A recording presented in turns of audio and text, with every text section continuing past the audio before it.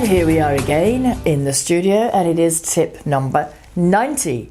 And we have the wonderful Richard Long here, and Shane, our lovely cameraman, has been asking Richard for a story from the industry. So I'm very interested to hear what he has to say.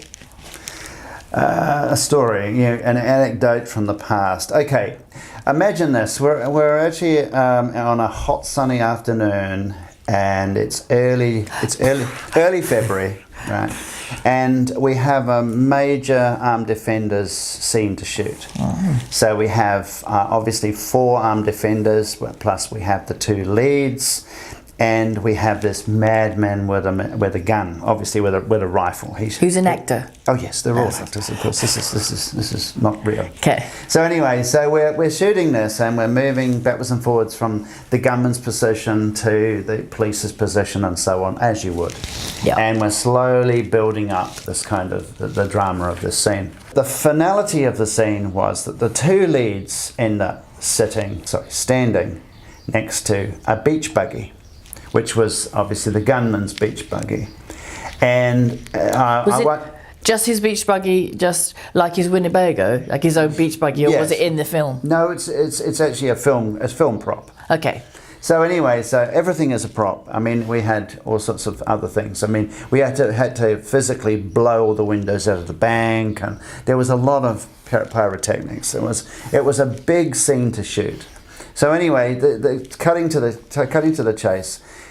The actor, the younger actor, had a simple line to say why he had rushed the gunman and rushed the gunman at a particular point in the actual scene, not fearing for his life. And the realities were that he had a simple line to say that explained that. And he said, earlier I had seen the 10-shot mag in the back of the buggy. A 10-shot mag is the actual thing that holds the bullets for your rifle. And so he had seen that he only had 2 magazines, 2 of these magazines, and he only had 10 bullets in each, and he had shot 20 bullets. So the premise was that he had obviously no more bullets to fire at the police, so this police officer runs at him and takes him down in a really good all-black rugby tackle.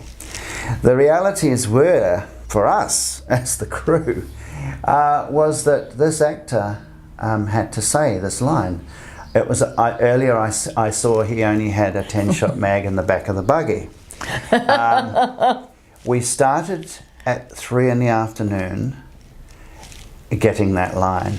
How long did it take? And we never finished the scene that day. No, he couldn't say it. Couldn't say it. He could not say... Couldn't you say it in 2 parts that you could have cut together? No, he could not say it. And the problem with it was that as he realised that he was stumbling over the line, he started to get the giggles, and you'll understand this. Once you start to get called corpsing. Yeah. I don't know why it's called corpsing, but maybe... Well, that's what it's called. I'll have to find that out. So he started giggling, and the more he giggled, the less of his brain could work. Which is a classic. And so we had everyone laughing in the end, and we're all going, for God's sake, it's the 10-shot mag in the back of the buggy. And then even the producers are wandering around saying it endlessly, whispering it while the camera's running. So it was one of those. And you never got it? No, he never got it. Did you get frustrated at all? No, they had to post-sync it. They did ADR with it later in the studio. And Gosh. They added it. So they had a voiceover?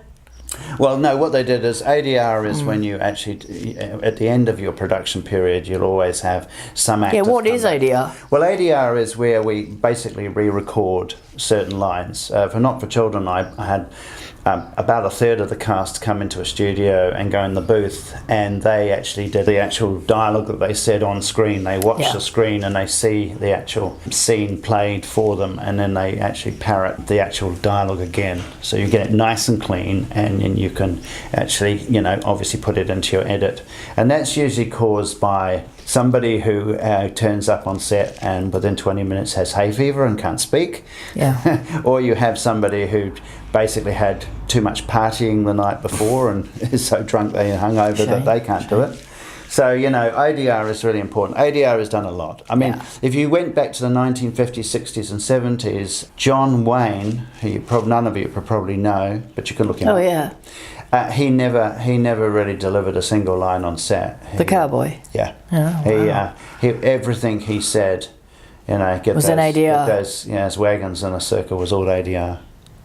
Why was that? Why was that? Primarily because he couldn't do it on location. He was he was a method actor at times Yeah. and just couldn't do it. Thank you. That was a. What did you think of that story, Shane? I thought it was great. It's brilliant because what of us actors haven't been on set and muffed a line? Well, I know that you have Muff, right? Yeah, exactly. Yeah. Still waiting for Shortland Street to get him back. Yeah, well, I think he might be waiting a long time. Shortland Street should get you back. It's a terrible waste of a good talent. Okay, so I'm going to let you finish because you're the expert of finishing. Okay. Hey, thanks for watching, and we'll see you next time. Bye-bye. Thank you.